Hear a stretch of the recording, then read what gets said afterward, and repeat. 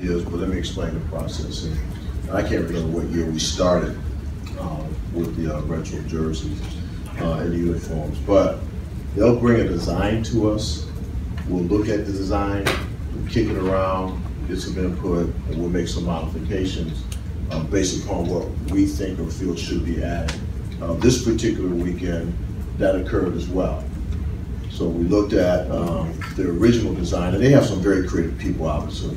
But we did not approve the original design, so we added some of the elements that you'll see this weekend, and that's happened every single year we've done that. What y'all add?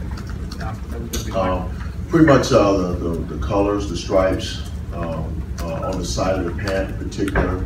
I can't remember the helmet part, I wasn't part of that piece, but the numbers, the color of the numbers on the jerseys were darker, so we added more scarlet into it. Austin, and then go ahead, Ken afterwards. Yeah. Gene, how do you find that balance between wanting to maybe embrace a trend or something the recruits might want or the kids want with maybe a segment of the fan base that only wants to see part? Yeah, you're in it. You're right in the middle of it. You know, we're blessed here. You know, in an institution that has such great, rich tradition and history. You have to make sure you respect that.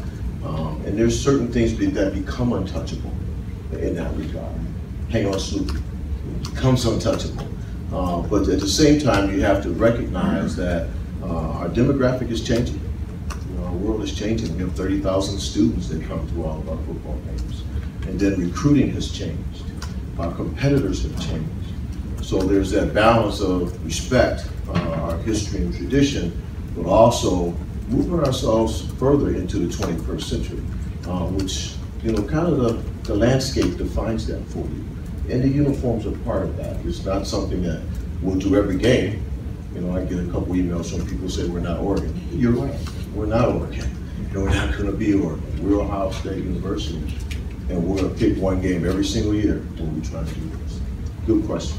Ben? You mentioned you had worn the alternates and the throwbacks in the past, but this is a pretty drastic change, changing the colors of the home jerseys. Some people thought our first one was drastic. Exactly. It's just a matter of what you said. Is this something that Nike has been pushing for a while and you guys were resistant to, or is this something that they offered the black jerseys and you said okay? No, the black hasn't been one that they've been pushing for a long time. I think it was 2 years ago they first surfaced the idea. In fact, we're looking at next year's right now. So you guys understand the ordering cycle. We have to make decisions now on next year because of the way things are manufactured. So we're going through that process now of determining if we're going to do it, what it would look like, what modifications we make. So it's not something that they push. But is this something you were, or the program was initially resistant to? And you see what I'm saying? That Specifically the black? Yeah. No.